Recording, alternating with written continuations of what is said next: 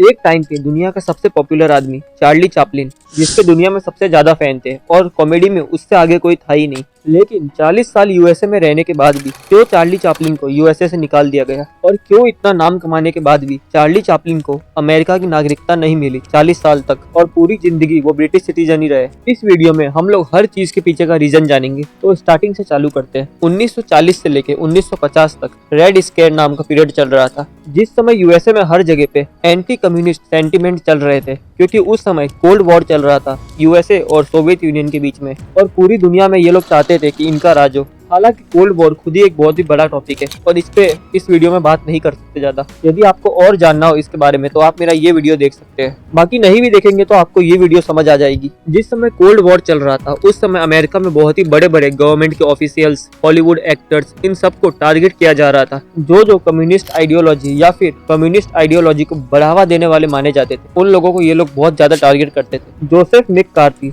And HUAC committee, ये सब उस समय पे ऐसे लोगों को टारगेट कर रहे थे। और क्योंकि चार्ली चैपलिन बहुत ही फेमस आदमी थे और वो बहुत ज्यादा कंट्रोवर्सीज में भी घिरे हुए थे, इस वजह से उनका नाम इस लिस्ट में बहुत ही टॉप पे आता था। अब हम लोग 1 बाय 1 देखते हैं कि ऐसी कौन सी चीजें चार्ली चैपलिन ने करी थी जिसकी वजह से अमेरिका से उनको निकाला गया। सबसे पहली बात आती है उनकी पॉलिटिकल व्यूज की। चैपलिन की मूवीज और उनके पॉलिटिकल स्टेटमेंट्स, उसमें हमेशा ऐसा लगता था कि वो कैपिटलिज्म के खिलाफ बोल रहे हैं, और क्योंकि अमेरिका खुद एक कैपिटलिस्ट कंट्री है, इस वजह से ये सब चीजें उनसे सहन नहीं हो रही थी। चार्ली चैपलिन की सबसे फेमस मूवीज में से एक मॉडर्न टाइम्स, जो कि 1936 में आई थी। इस मूवी में ये दिखाया गया है कि इंडस्ट्रीज कैसे लोगों को परेशान करती है और उनसे बहुत ज्यादा काम निकलवाती है, जो कि सीधा सीधा कैपिटलिज्म का विरोध है। और इसके अलावा उनकी मूवीज द ग्रेट डिक्टेटर, ये सब भी बहुत ज्यादा पॉलिटिक्स में घुसने की ट्राई करते हैं, इसलिए अमेरिका को इन सब चीजों से बहुत ज्यादा प्रॉब्लम थी। एंड चार्ली चैपलिन की ये भी आदत थी कि चार्ली चैपलिन हमेशा खुल के बोलते थे। वो किसी भी रैली में ये बोल देते थे कि यूएसए एंड सोवियत यूनियन में अच्छे रिलेशन होने चाहिए,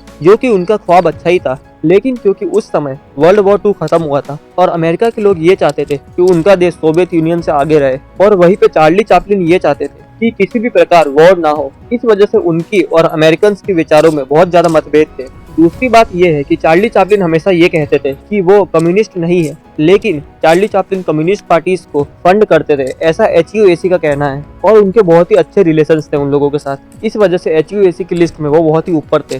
J. एडगार हूवर, जो कि FBI का चीफ था, इसने चैपलिन के अगेंस्ट 2000 पन्नों की पूरी स्क्रिप्ट तैयार करी, और वो बहुत सालों से चार्ली चैपलिन पे नजर रख रहा था, ऐसा माना जाता है। और ये भी माना जाता है कि उसका चार्ली चैपलिन से कोई आपसी दुश्मनी भी थी, जिसकी वजह से वो चाहता था कि चैपलिन की रेपुटेशन खराब हो। चैपलिन अपनी लाइफ में कंट्रोवर्सीज में भी बहुत ज्यादा घिरे हुए थे, क्योंकि उनका हमेशा अपने से बहुत ज्यादा छोटी लड़कियों के साथ रिश्ता रहता था और वो उन्हीं से शादी करते थे। 1943 में एक्ट्रेस जॉन बेरी ने ये बताया कि वो चैपलिन के बच्चे की मां बनने वाली है, लेकिन बाद में जाके ये पता चला कि ब्लड रिलेशन में वो बच्चा चैपलिन का था ही नहीं। लेकिन उस समय ये चीजें देखी नहीं जाती थी, इस वजह से चैपलिन को बहुत बड़ा जुर्माना भरना पड़ा और उनकी पब्लिक इमेज भी खराब हुई। उसके बाद 1947 में मेंजियर वॉर्डेक्स मूवी आई, ये भी पूरी एंटी अमेरिकन मूवी थी, जिसकी वजह से चैपलिन की इमेज और ज्यादा खराब हुई। फिर 1952 में जब चैपलिन अपनी वाइफ उना ओनील के साथ लंदन गए थे अपनी मूवी लाइमलाइट के प्रीमियर के लिए, लेकिन उसी समय पे अमेरिका की गवर्नमेंट ने ये घोषणा करवाई कि चार्ली चैपलिन को तभी अमेरिका में आने दिया जाएगा